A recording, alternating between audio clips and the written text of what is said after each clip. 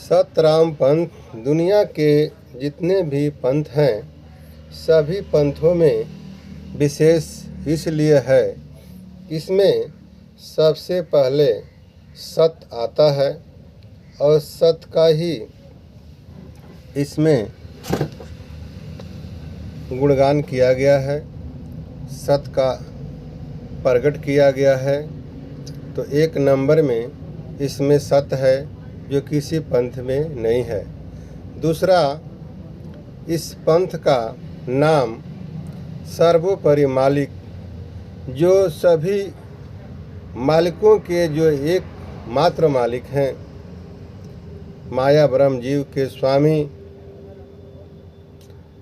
उनके नाम पर यह पंथ है। यह किसी विशेष व्यक्ति के नाम पर यह पंथ नहीं है। ये भी विशेषता है। और तीसरी विशेषता है कि इसमें क्लासिकल ज्ञान का वर्णन किया गया है। जो दुनिया के जितने भी पंथ हैं उसमें कहीं क्लासिकल ज्ञान नहीं कराया गया। सब में अनसीरियल ज्ञान है, खिचड़ी ज्ञान है। यह नहीं मालूम होता है कि उस पंथ के जो गुरु हैं या शिष्य हैं वह किस क्लास में अपना उपदेश करते हैं, किस क्लास के वह शिष्य हैं। न शिष्य को पता है न गुरु को पता है। ऐसे ही अनसीरियल ज्ञान पूरा दिया गया है। जबकि शास्त्रों में बताया गया है क्लासिकल ज्ञान, जैसे गीता में बताया गया है हरि ओम तत् और सत। तो 4 क्लास की बात है, हरि ओम तत् और सत। चौथा क्लास में सत आता है। सत की बखान किसी पंथ में नहीं किया गया। इसीलिए बताया गया है कि सतराम में जो पहला नंबर में जो शब्द है वह सत है और सत का बखान गुणगान इस पंथ में किया गया है। दूसरी किसी भी पंथ में सत का गुणगान आपको नहीं मिलेगा। तो इसमें क्लासिकल ज्ञान का बोध कराया गया है। और चौथा नंबर में इसमें पलायनवाद नहीं है। जो घर परिवार छोड़ करके, समाज को छोड़ करके और जंगल में चले जाएं और वहाँ पर जा कर के संन्यास रूप में हम अपने भक्ति को करते हैं, इसको पलायनवाद कहते हैं। पलायनवाद इस पंथ में नहीं बताया गया है। इसमें गृहस्थ आश्रम में रह करके आप सभी काम धंधा, व्यवसाय, नौकरी, जो भी पेशा है वह सब कुछ करते हुए आप सारे उपलब्धियों को आप प्राप्त कर सकते हैं। और उस परम मुक्ति जो भवसागर के पार, जो सदा के लिए जन्म मरण से छुटकारा मिल जाता है, आवागमन से छुटकारा हो जाता है, उस मुक्ति को आप गृहस्थ आश्रम में रहते हुए आप मन से ज्ञान के द्वारा संन्यास लेकर के और सारे उपलब्धियों को आप प्राप्त कर सकते हैं। कहा गया है कि भग से भागे भगत कहावे और जग से भागे जोगी, अब मन जग से कोई भाग न पावे। तो मन से भाग करके भग जाता है और जग संसार से भाग करके जोगी जाता है। लेकिन ज्ञान न होने से वह मन से नहीं भाग पाता। तो वहाँ जंगल में जाने से भी उसका कोई विशेष फायदा नहीं होता, उसका लोक भी खराब होता है और परलोक भी खराब होता है।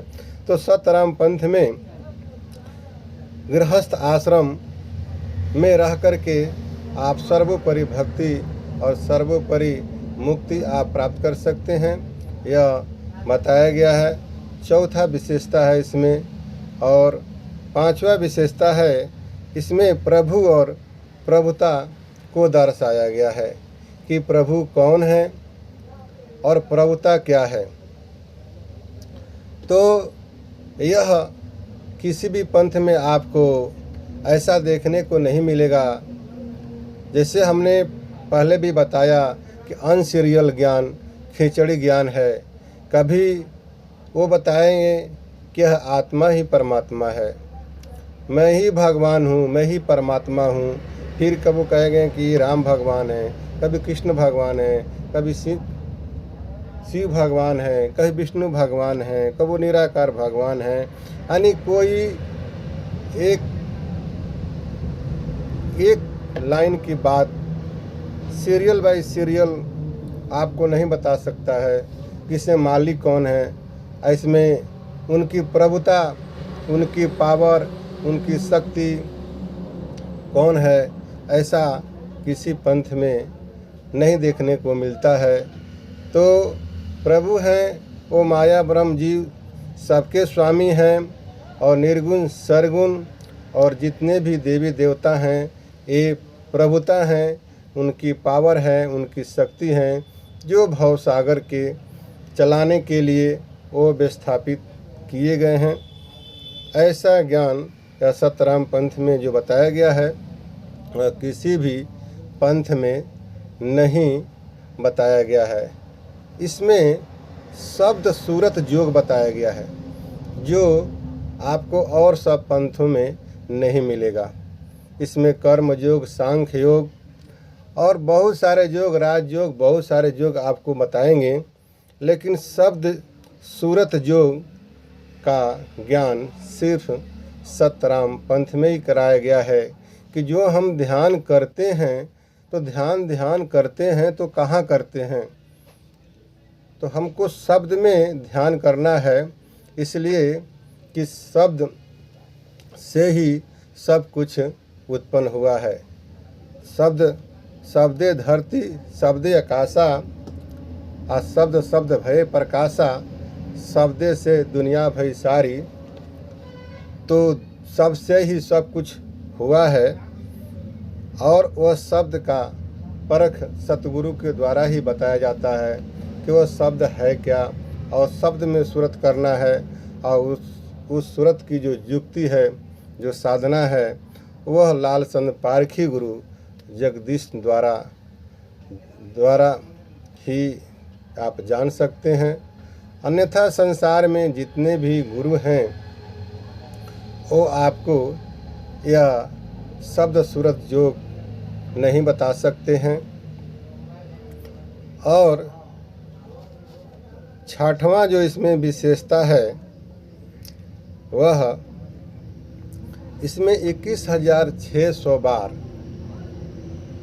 नाम जपने का विधान बताया गया है, जो एक स्वस्थ मनुष्य का शरीर में 24 घंटे में 21,600 बार श्वास वह व्यक्ति लेता है, तो उसको हर श्वास में राम नाम का स्मरण भजन हो।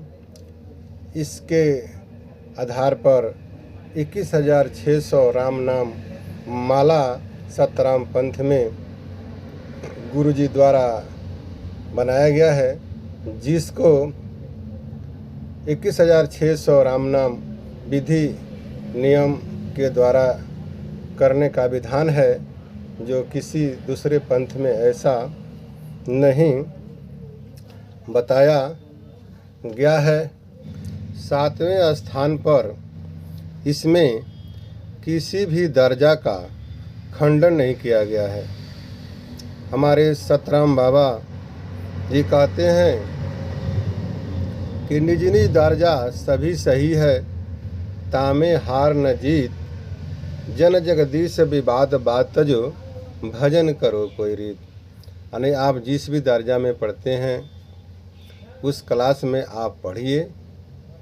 जब तक आपको आगे वाली क्लास का ज्ञान नहीं है, तब तक जहाँ तक आपको ज्ञान है, जिस गुरु के पास हैं, जिस दर्जे में हैं, आप वहाँ पर भक्ति कीजिए। इसलिए कि जो भक्ति करता है वही आगे बढ़ेगा, जो पढ़ेगा वही न आगे बढ़ेगा।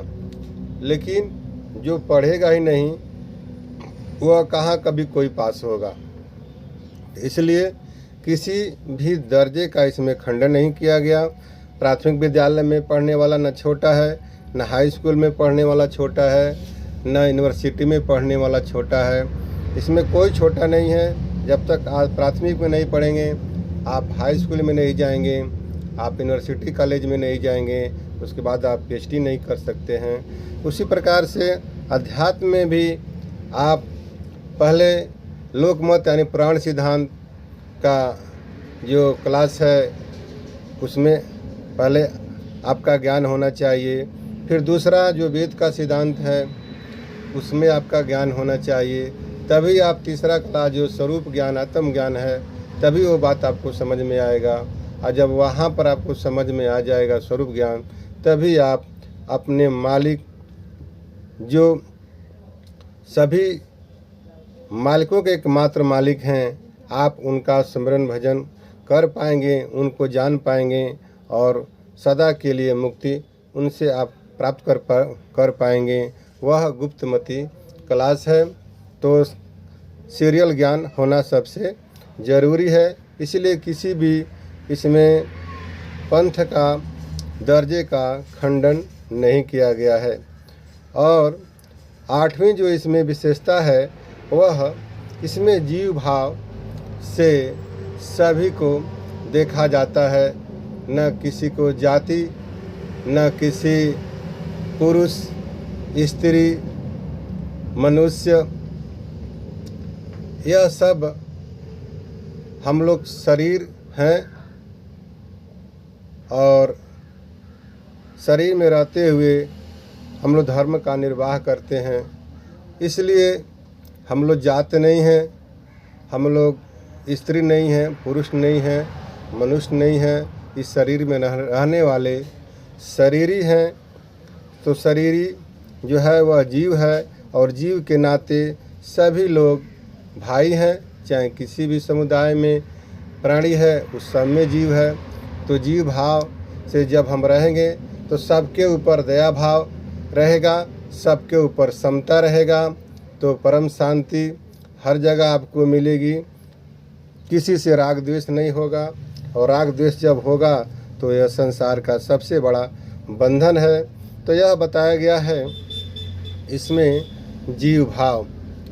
और इसमें योग और भोग का नियम है। सोई सतगुरु कहावे, जो भोग में योग सिखावे। यानी संसार में रहते, घर परिवार में रहते, खेती गृहस्थी करते और जो भी आपके भोज्य पदार्थ हैं उस सब का आप आनंद लेते हुए आप भक्ति कर सकते हैं। इसमें युक्ति की आवश्यकता है और वह युक्ति लाल संत पारखी गुरु जगदीश दास जी द्वारा ही बताया गया है।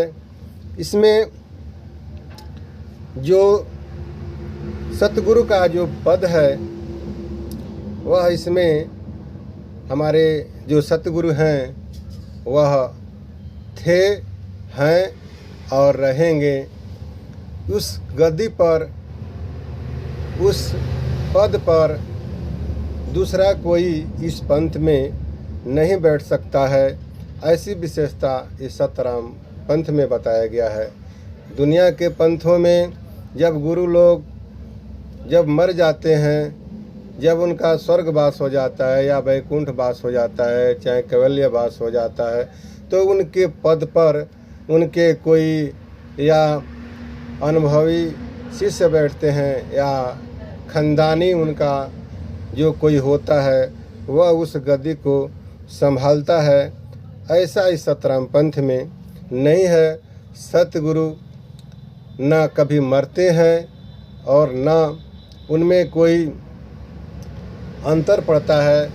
वह शरीर नहीं है। इस पंथ में जो सतगुरु हैं वह शरीर नहीं है, वह सत्य हैं और वो शब्द रूप में है। इसलिए वही इस पंथ के सर्वोपरि सतगुरु हैं और हमेशा के लिए ही रहेंगे। बाकी जितने भी सतराम पंथ में जो शिष्य हैं वो सब आपस में गुरु भाई हैं, कोई सतगुरु नहीं है। ऐसा विशेषता सतराम पंथ में ही बताया गया है। और इसमें माया, ब्रह्म, जीव और भवसागर की उत्पत्ति बताया गया है।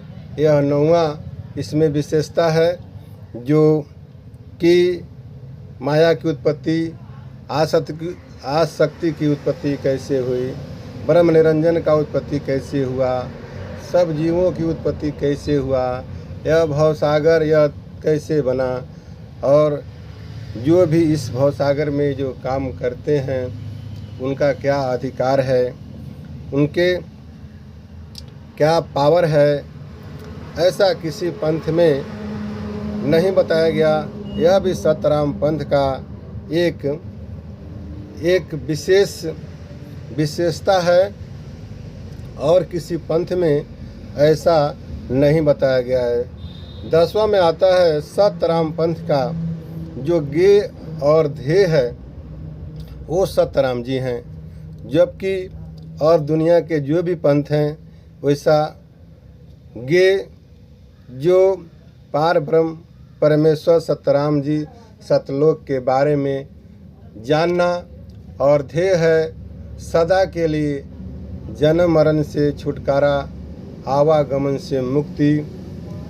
यह सतराम पंथ के जो शिष्य हैं उनका यह ध्येय है और किसी पंथ में इस तरह से नहीं बताया गया है।